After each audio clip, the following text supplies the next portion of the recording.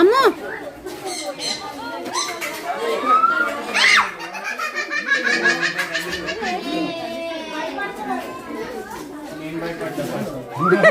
serious గా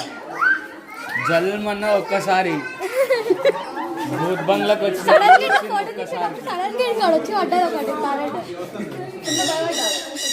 okay come